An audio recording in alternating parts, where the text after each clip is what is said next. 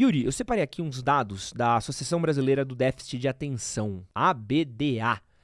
O número de casos de TDAH variam de 5 a 8% em nível mundial. Estima-se que 70% das crianças com transtorno apresentam outra comorbidade junto e pelo menos 10% delas com 3 ou mais outras comorbidades juntas. Assim. Então, o TDAH costuma acompanhar outros transtornos juntos também.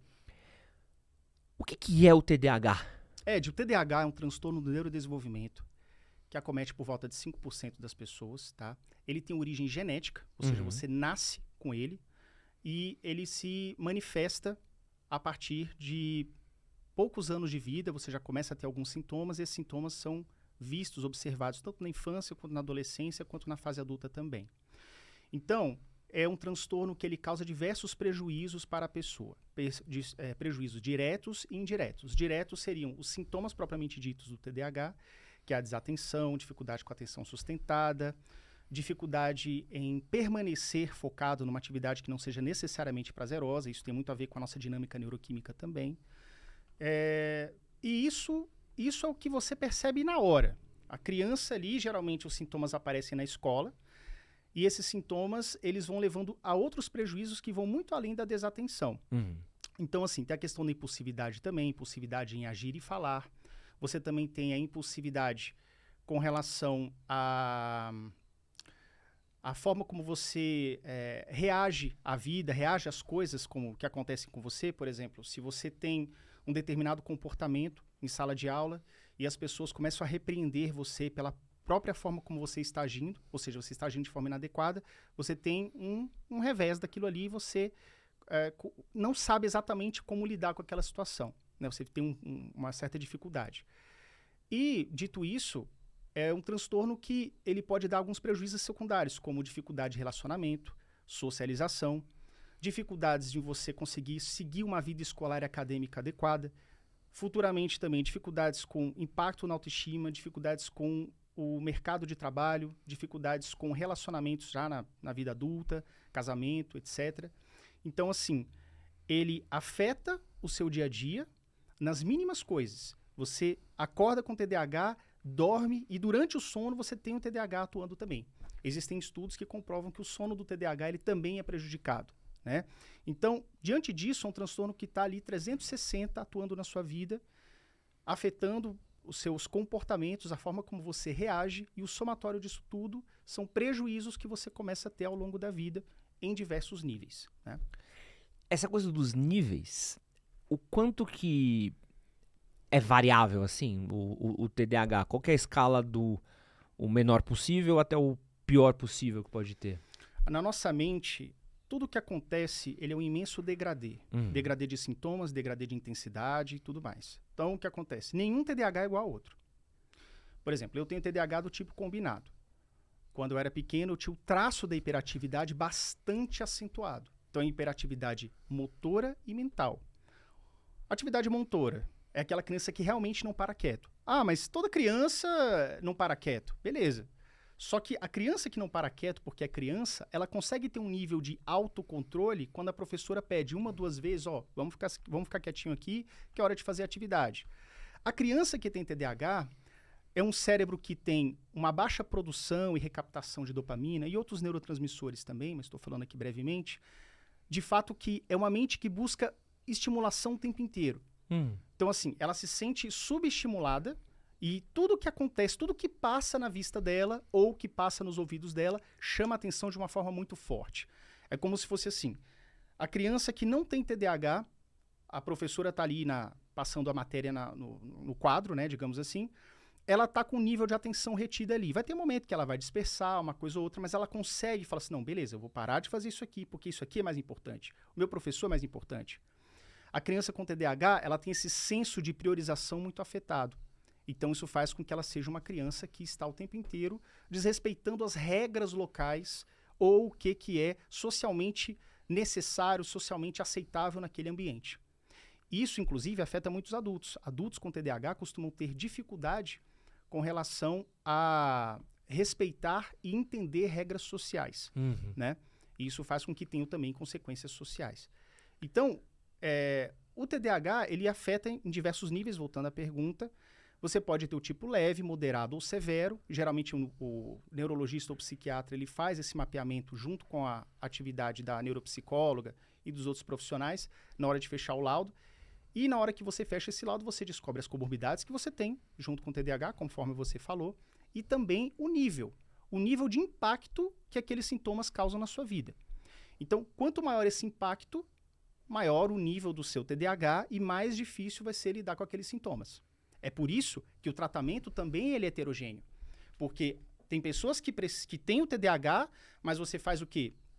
Você muda um pouco a alimentação, corta o açúcar para evitar aquele pico de glicose com insulina, tira alguns alimentos que podem prejudicar a atenção também do seu dia a dia, faz exercício físico, que aumenta a produção de endorfina, e a endorfina, por si só, ela ajuda também nesse equilíbrio neuroquímico, fazendo com que você tenha uma vida um pouco mais estável. Você não cura o TDAH, mas você fica estabilizado. Já outras pessoas precisam de um medicamento, de uma intervenção muito mais pesada. E qual que é a dificuldade hoje para diagnosticar o TDAH? Qual que é o maior desafio para um especialista poder entender o que é TDAH ou o que é... Porque, por exemplo, eu imagino que a partir de certa idade talvez seja mais difícil de alguém se reconhecer com TDAH, talvez. Olha, não, acho que a maior dificuldade é o seguinte: são os profissionais que estejam realmente com um olhar treinado para lidar com os sintomas do TDAH. Não é raro você encontrar pessoas que antes foram diagnosticadas com bipolaridade ou com DPAC, que é distúrbio de processamento auditivo central. Isso é muito comum em crianças, porque o DPAC, inclusive, é uma comorbidade do TDAH. Esse distúrbio de processamento auditivo central, ele é quando você fala para a criança 10 palavras e ela entende 8, entende 7. E às vezes ela entende mais ou menos. Ela fala, o quê? Hã?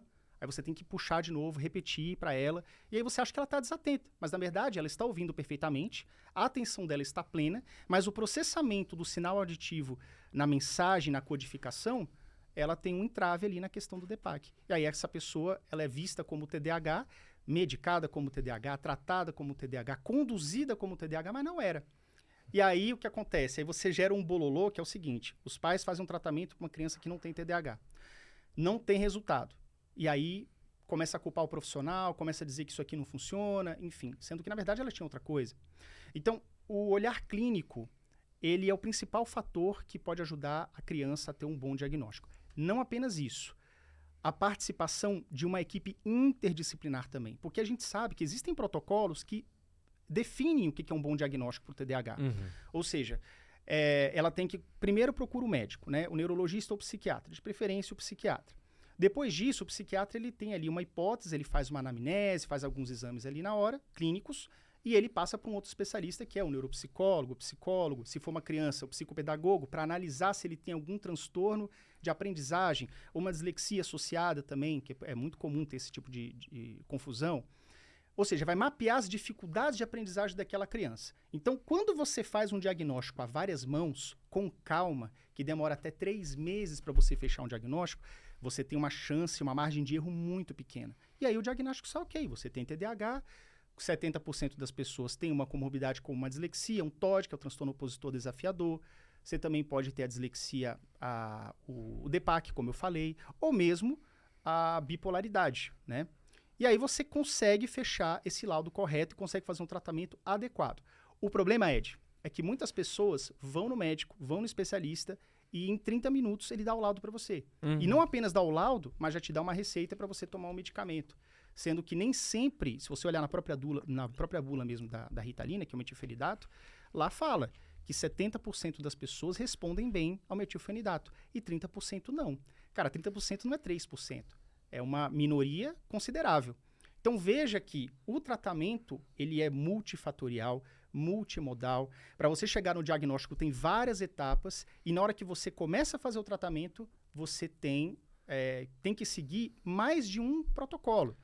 Nem sempre a primeira tentativa ela vai dar certo. E aí, às vezes, você tem que trocar a dosagem, você tem que trocar a forma como você está intervindo. Se for criança, mudar o ambiente de estudo, mudar a escola, de repente, que essa criança, para ela ser mais bem acolhida pelos professores, entende? Então, assim, cada caso ela tem que ser analisada com critério, com bastante calma e paciência. Se isso for feito, isso melhora muito a questão do diagnóstico equivocado. Uma dúvida que eu tenho. Então, ainda dentro desse tema de o que é TDAH e os sintomas dele, vamos supor, você foi diagnosticado com 7 anos de idade, certo? 7 anos, 7 para 8. Você provavelmente já teve esse acompanhamento dos 7 aos 8, então você já cresceu num ambiente pensado e adaptado com... Meu filho tem TDAH, sofre com transtorno de TDAH, você já cresceu tendo consciência disso, então você tinha uma visão de mundo adequada a isso. Eu conversei com o Gaveta, excelente exemplo. O Gaveta, ele foi diagnosticado com TDAH com mais de 30 anos de idade, próximo aos 40. Qual que é a diferença que isso pode dar no desenvolvimento de uma pessoa, de você ser diagnosticado mais cedo para você já ser diagnosticado com isso mais velho? Cara, isso é o que mais chega na minha caixa de mensagem. Tem muitos adultos que às vezes vem um vídeo meu, um corte, alguma coisa, e fala assim, cara, é isso. Acontecia desse jeito comigo. Meu Deus, então tem um nome para isso. Então eu não sou burro. Então eu não sou incompetente. Cara, eu já dei mentoria para mais de 300 adultos. Mentoria cara a cara mesmo. E boa parte deles são pessoas que falam assim, Yuri, quando eu consigo um emprego, a minha preocupação não é como é que eu vou subir nessa empresa, mas sim como eu não vou ser demitido. Porque você começa com a motivação lá em cima. Tudo novo, colegas novos, você está se ambientando, você consegue mostrar trabalho. Porque o ambiente de novidade é um ambiente também dopaminérgico. Ele eleva os níveis de vários neurotransmissores, mas a gente fala em especial da dopamina, que é o hormônio, o neurotransmissor da motivação, que faz com que você consiga se engajar. Sabe a aderência? Aderir é você pegar e não largar. Você adere a uma atividade e não larga ela facilmente. Mas com o tempo isso vai baixando e você vai se acostumando com o ambiente e aí, cara, parece que aquele gás que você tinha vai embora. Então, são pessoas que sofrem bastante, né? Quando você é diagnosticado com adulto, isso é uma coisa que tem um peso maior, porque geralmente você já está carregando vários traumas e certezas que você tinha de que você é incompetente, burro, não merecedor de amor, não merecedor de compaixão, não merecedor de várias coisas. E aí você tem que desconstruir tudo isso, porque você sabe que agora tem nome, que agora tem tratamento, e que se você fizer direitinho, você consegue ter uma outra qualidade de vida. Alguém que se descobre aos 30, 40 anos é alguém que, se fizer direitinho o tratamento, começa uma nova vida, dá um reset na vida. Então, tem bastante impacto. Quando você diagnostica uma criança logo cedo, e se essa criança der sorte de ter pais que consigam, seja abastados, a gente sabe que o tratamento é caro e tudo, mas ela consiga ter um ambiente de estudo já adequado desde o começo. Eu tive os dois mundos, sabe, Ed? Quando eu era pequeno, eu estudei numa escola que não era nada inclusiva, que eu, inclusive, fui agredido em sala de aula, tive dificuldade, não tinha amigo nenhum, estava sofrendo, foi na época da alfabetização, e depois, com a intervenção da psicóloga, que ela falou, leva nessa escola aqui, ela é menor, ela é mais inclusiva. E aí eu saí de uma escola que tinha 35 alunos por turma para uma de 18 alunos por turma. A aula era mais dinâmica, tinha aula de música, a gente plantava os legumes na horta e tal. Então, era outra dinâmica que eu consegui melhorar muito mais. As minhas notas eram péssimas ali. Mas na outra escola, mais inclusive, minhas notas eram muito melhores. Ou seja, não é questão de burrice, é questão de adaptação. É questão de que é uma mente que ela precisa de um dinamismo maior para se manter motivada. Precisa de professores que tenham experiência em TDAH, por exemplo. Então, essa é a diferença. Se você tem uma criança que é diagnosticada e tratada cedo, ela vai ter uma autoestima saudável, ela vai ter uma autoconfiança, ela vai se conhecer e saber aquilo que dá certo e não dá certo para ela, sendo que com adulto passa por diversas, é preterido pela própria família, inclusive, tá? A gente sabe que as estatísticas do TDAH são terríveis, a gente pode falar sobre isso daqui a pouco, mas existe sim um risco maior dele desenvolver outras comorbidades também que não estão necessariamente ligadas ao TDAH, como depressão, como autoextermínio. O índice é muito maior em pessoas que têm TDAH. É como eu falei para você, eu converso com pessoas que falam assim, Yuri, pelo amor de Deus, eu não quero ser demitido a cada 6 meses. Eu quero poder comprar um carro, quero poder ter uma família, quero poder financiar um apartamento. E o cara não pode, porque a renda dele dura só 6 meses. Então veja que é importante ter essa conscientização mesmo. Adultos que estão se descobrindo agora entender, cara, sua vida tem jeito. Se você fizer o tratamento direitinho e seguir, você consegue ter uma nova vida, bem diferente. Esse que você acabou de assistir foi um corte do nosso podcast sobre TDAH. Para você assistir o episódio completo, clica aqui do lado. Vou deixar aqui embaixo também um outro corte que com certeza você vai gostar. E não esquece de se inscrever no nosso canal. Valeu!